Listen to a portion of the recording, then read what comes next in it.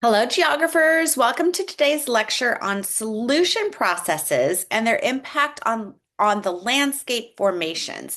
And so in the next few minutes, we're going to explore how underground water shapes our world, not just through brute force, like the prior lectures our prior chapters we've talked about, but through subtle chemical processes that create some of Earth's most distinctive landscapes. So let's get our slides up.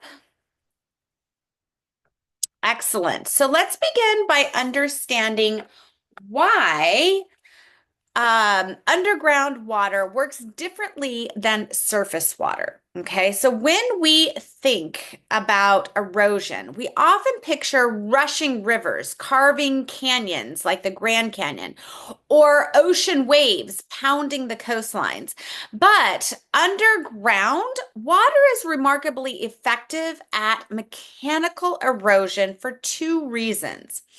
First, it's largely unchanneled and it's diffused, meaning that it doesn't flow in concentrated streams with erosive power. Instead, it percolates through tiny pore spaces and fractures in the soil and the rock. The second reason is that groundwater moves extraordinarily slow, sometimes just centimeters per day, as compared to surface streams, which flow meters per second. And this gives it virtually no hydraulic power to physically erode. Yet, despite these limitations, underground water is one of Earth's most powerful landscape shapers through chemical rather than physical processes. So, groundwater transforms landscapes through two primary chemical processes, dissolution and precipitation.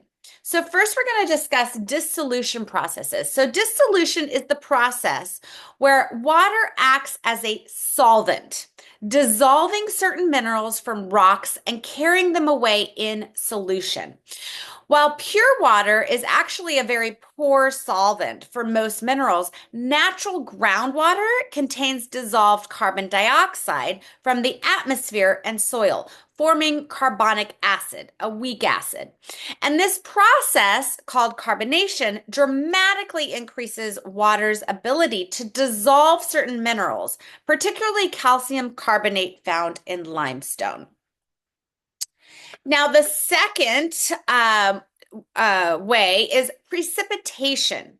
And this essentially is the reverse process where we have a reverse process from dissolution, I should say. So precipitation is essentially where we are where dissolved minerals come out of solution and form solid deposits. So we're depositing it. So this typically happens when conditions change, such as pressure decreases, evaporation occurs, or temperatures shift. So let's first talk about the dissolution process in action, okay? Oh, I'm sorry. I went ahead just a little bit. Okay. So let's talk about dissolution process. So let's see these processes in action with a real world example. In the Kentucky Mammoth Cave system, which is the world's longest known cave network, it has over 400 miles of cave passages. Groundwater has systematically dissolved limestone over millions of years. Limestone, which is primarily made of calcium carbonate, it illustrates a fascinating paradox. It's often resistant to mechanical erosion on the surface, but it's extremely vulnerable to chemical dissolution underground. Okay. Similar dissolution processes also affect other carbonate rocks like gypsum, chalk, or dolomite.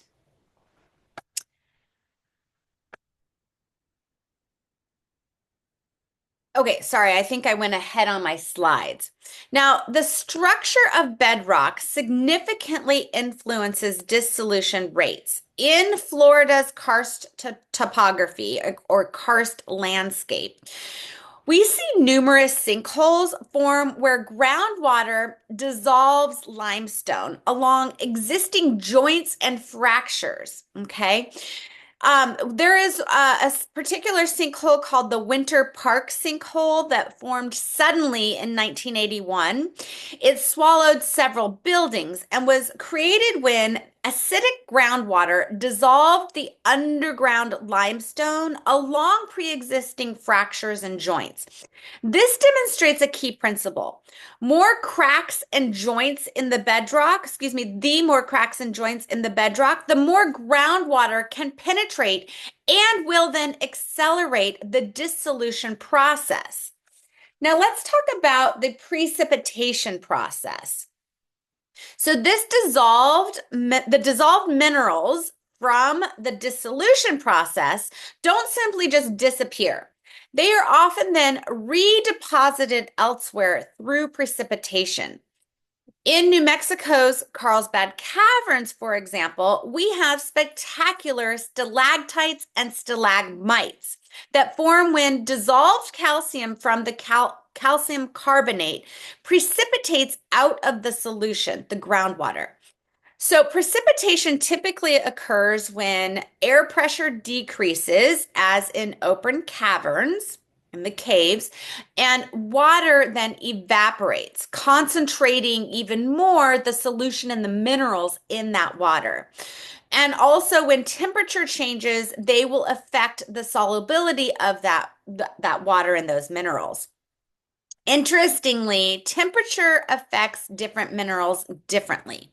Hot water generally dissolves most minerals better than cold water, except for calcium carbonate, which displays an inverse solubility. It dissolves better in cool water. But the hot water and the warm water temperatures generally dissolve minerals much better. And so this explains why calcium carbonate formations are more common, though, in cool water temperatures, and caves are more common in tropical temperatures. At the Mammoth Hot Springs in Yellowstone National Park, we can see dramatic precipitation in action. As hot mineral-rich water emerges at the surface, it cools and then releases dissolved calcium carbonate, creating spectacular terraced travertine formations that grow at rates visible within human lifetimes, sometimes over a foot per year. Okay, so to summarize this portion, so while underground water lacks physical force of the surface water, its chemical actions through dissolution and precipitation create some of Earth's most distinctive landscape, from sprawling cave systems to sinkholes and mineral deposits, which we're going to get into. So when you observe these features in nature or even in photographs, remember that they represent the quiet, persistent chemical work underground, which is a process continuing to shape our planet even today, every day. So thanks for your attention, and I'll see you in the next segment.